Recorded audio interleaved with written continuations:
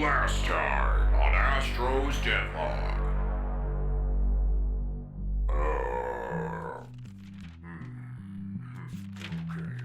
Not a lot happened, apparently. Astro was forced to replace Heyday with the more orthodox 2D platformer series from Game Code Library. Then Astro expressed his excitement for Planet Comic-Con. Now, with the devlog back on schedule, it's time to see what the Astro-Drifter has to share from his journey to Planet Comic-Con. And what he's managed to do since last time. Let's do some contact with a test. 1, 2, 3, 4, 5, 4, 3, 2. Choose to go to the moon in this decade and do the other thing. Not because they are easy, but because they It's a new and strange environment at first. Just suddenly finding yourself in orbit. You got speed, Jonathan. All right, lift off and the clock has started. Yes, sir. Reading it loud and clear. All computers now have primary control of critical vehicle functions. Discovery Houston, I've got a good picture of Steve. Discovery, going throttle. 3, 2, 1, 0. Now playing entry number 13.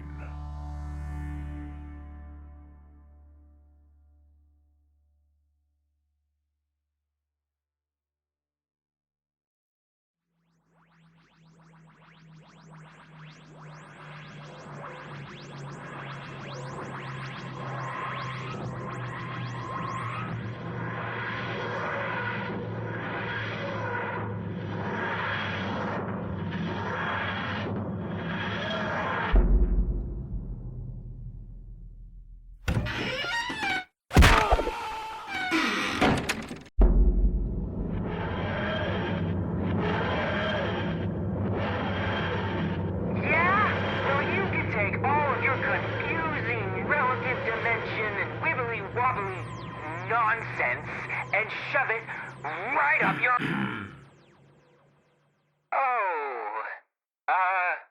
Hi. Sorry you had to see that. Anyways, I am back from Planet Comic-Con, and I've got a lot to share with you guys. So get comfy, because we're gonna be here for a while.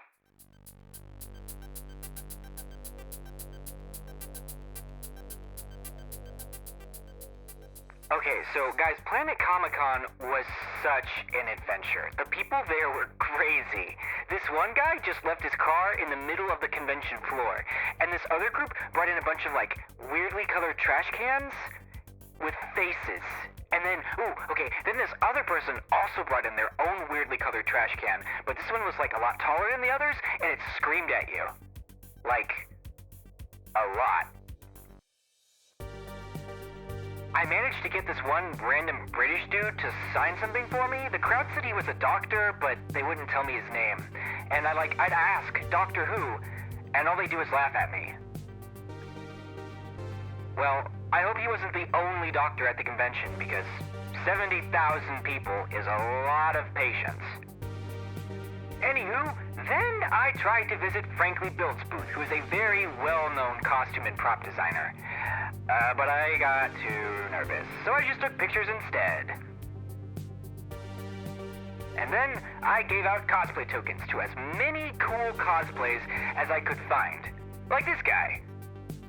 And speaking of the tokens, if you're watching this because you received one of my tokens at Planet Comic-Con, or even at last year's NetCon, hello, and welcome to the channel. I'm very happy to have you here. I gave you that token because among the thousands of other costumes, yours really stood out to me, and I wanted you to know that your efforts didn't go unnoticed. My only regret is that I didn't manage to hand out all the cosplay tokens I brought. I only managed to hand out about half, because I had a lot of trouble deciding between all of the wonderful costumes. I guess I have more for next time. Anyways, all in all, this trip to Kansas City was a much-needed breath of fresh air. And while I didn't manage to meet any fellow game developers like I'd hoped, I still had a wonderful time. I cannot wait to go back next year. Anyways, it's time to finally get back to business. Let's talk game stuff.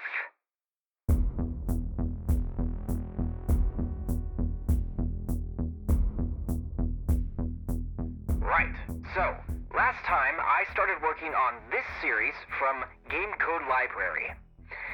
Now, less than a few days after posting entry number 12, I finished it, and guys, holy crap. This series has it all, and I cannot stress enough how all it has. If it could be quantified how all the series had, it would be all of it. That's how all it gets. Simple AI, game loops, animation, sound, design patterns, intermediate, well-written code. There were so many things that were covered in this series that I don't even know where to begin. Where most game tutorials are targeted towards showing you how to create only one aspect of a game, normally visuals and functionality, this series steps it up by including the more niche tasks that I have seen few other series even bother with. Though I won't lie, it can be a little difficult to keep up sometimes, and there were a few minor issues that I had to work out because the instructor setup wasn't working. That said, I still recommend this series to anyone who's looking to go the extra mile with their next game tutorial. Once again, I want to thank Game Code Library for all of her hard work on this series because it has really opened my eyes to new and exciting solutions that I cannot wait to use in my own projects. But I think I've done enough talking. I will let the footage speak for itself. Here is my version of Game Code Library's 2D platformer.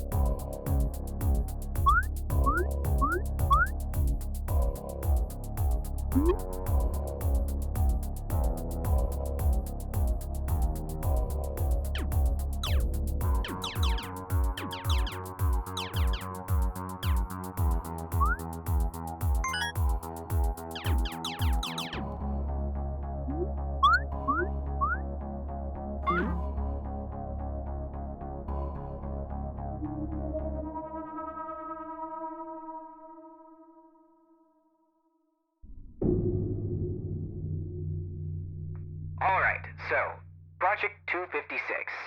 Last time I didn't have anything to share with you beyond this really awesome picture of a duck. This time, I have so much to share.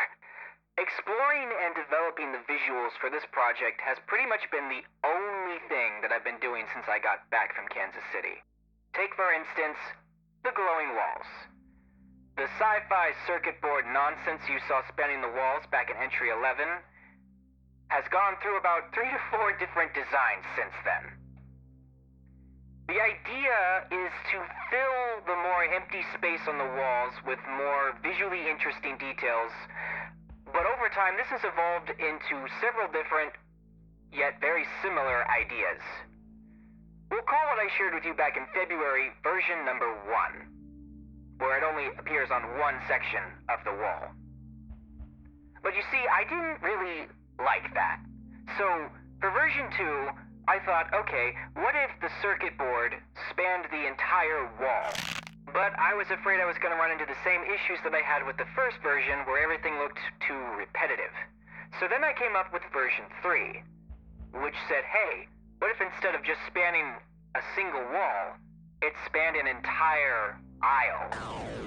And I got very excited about this idea, and I put a lot of time into it. Unfortunately, as I was experimenting with this idea, my results weren't quite what I was hoping for. With so many little intricate details moving through your peripheral vision, it seemed like there was just too much going on. So I decided to scrap version 3 and I moved on to 4. Version 4 takes the same ideas from version 3 with the circuit board sort of spanning the hallway, but simplifies it. These designs are now vertical instead of horizontal and far less intricate.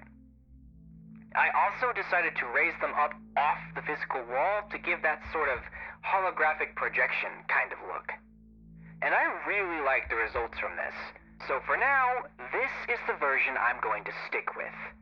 I'm not completely satisfied, but I thought I ought to move on because I've already put a lot of time into this idea. My next focus was the UI and the heads-up display. This was far more technical than I was expecting. You see, you can have a light UI, or you can have a crowded UI. And then you can also have literally no UI. And the trouble is, none of these are good or bad, because the most important function of a UI or a HUD is to communicate essential information with the player, which means the more complicated your game is, the more information you'll need to share. However, you'll also have to find a way to present all of this information in a way that is appealing and thematic to your project.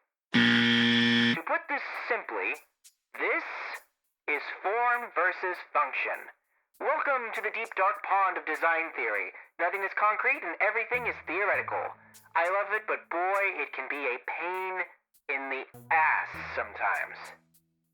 For Project 256, the UI, specifically the HUD, has gone through several drafts since the very beginning of this project back in September of 2024. They've ranged from highly detailed to lightly detailed, to linear to abstract, to a mix of everything in between. And for a while, I had this design, which was inspired by a mix of Battlefield 4's tank HUD and the fan-made Black Mesa HUD. It waited patiently in my back pocket until the day came where I could add it to the game, and sadly, when that day finally came, I hated it. It just didn't look right. Maybe it was the pale yellow clashing with the blue, maybe it was the weird mix of rounded and straight lines. Whatever the case may be, it was clear that a redesign was necessary. So, I've spent a majority of this month also redoing the HUD for 256. And thanks to some very insightful advice from friends, as well as a truckload of inspiration, I think I have taken this HUD to the absolute next level. I've completely ditched the yellow color scheme, overhauled the mini-map and the fuel meter, added a crosshair that tells you which direction you're going to head next, and added round things. design just fits the atmosphere so much better than the other one. And who doesn't like round things? Round things are fantastic. And I am still working out some minor details with the minimap and the fuel gauge, but otherwise, I really like this design. And lastly, I have one more update for you about the AI. I have had designs in mind for these guys for a while, and it was even featured back in the very first teaser for this project. But like everything else I've mentioned so far, I sort of came to hate the original designs that I had planned. Strap in because I need to explain myself yet again, and at the risk of making this video an extra 30 minutes long, it's time to explain the Uncanny Valley and why it applies to Project 256.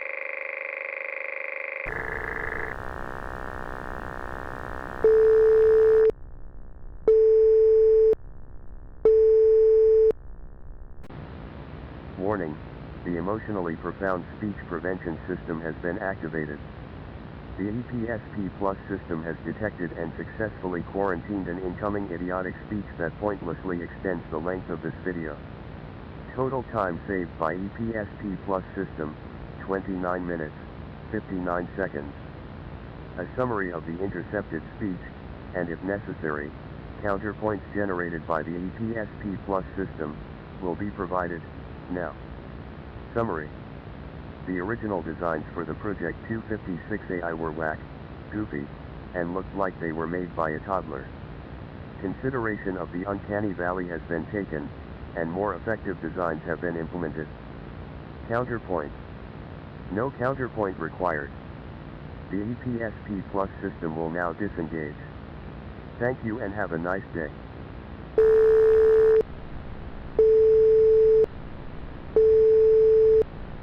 And because they look like a bunch of inflated sock puppets is exactly why... Oh. Did I set off the EPSP? I did, didn't I? Yeah. I used my tax return to upgrade to EPSP Plus. So now it prevents me from rambling about conceptual design philosophies as well. Kind of like the Uncanny Valley, which is the idea that... Okay, no, never mind. You'll have to look into that yourself if you're interested.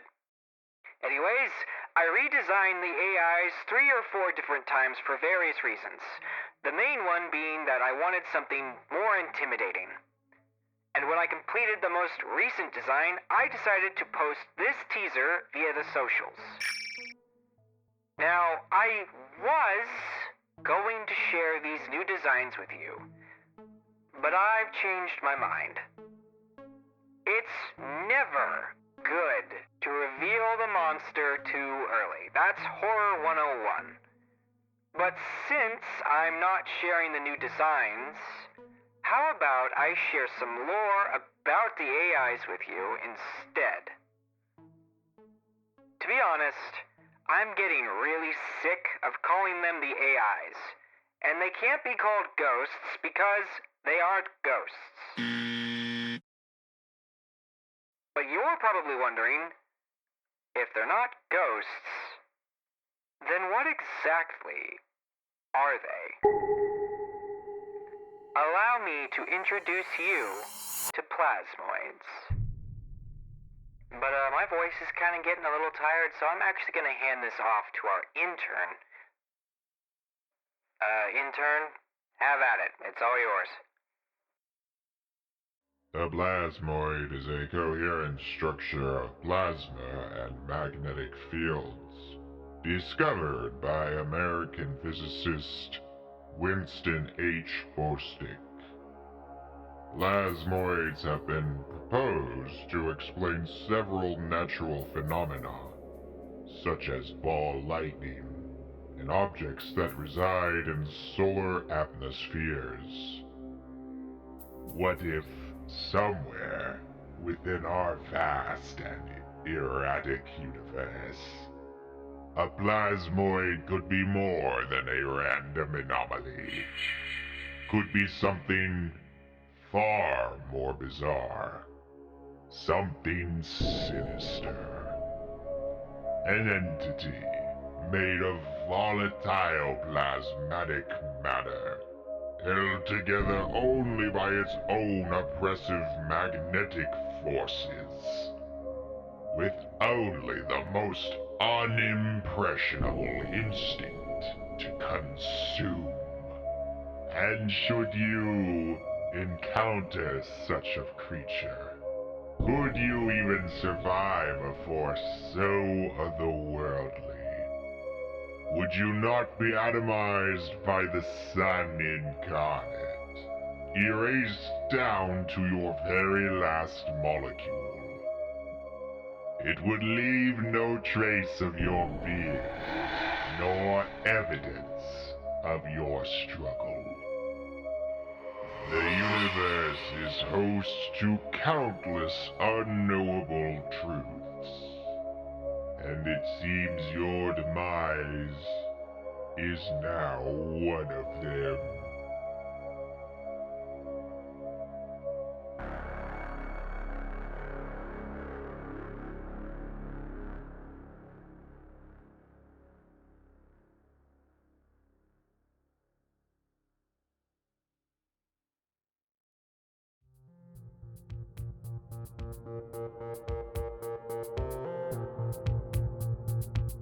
You already know what comes next, right? Well, just so we're all on the same page, for Project 256, it's more visuals. And there's soon after, more visuals.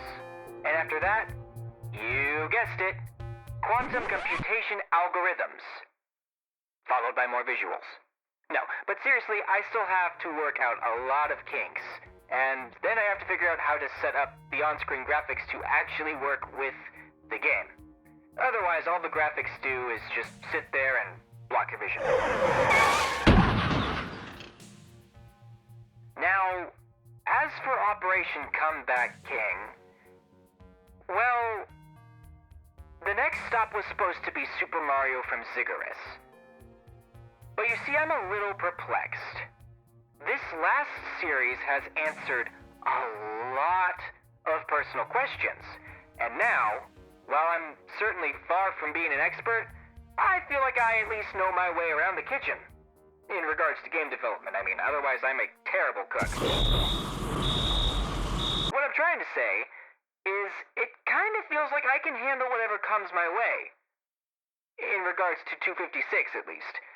And maybe it's finally time to just double down, instead of splitting my effort between the roadmap and Project 256. So, whether or not I continue Operation Comeback King seems to be up in the air. I wish I had a more concrete answer for you, but this is the best I can do until next time. And one quick last thing, I am making some drastic changes to the devlog. I've been pretty unhappy with the way it looks for a while now, and I'm finally decided to go ahead and overhaul the visuals. So, next time, if things look a little different, you'll know why. Anyways, let's finally bring all of this to an end.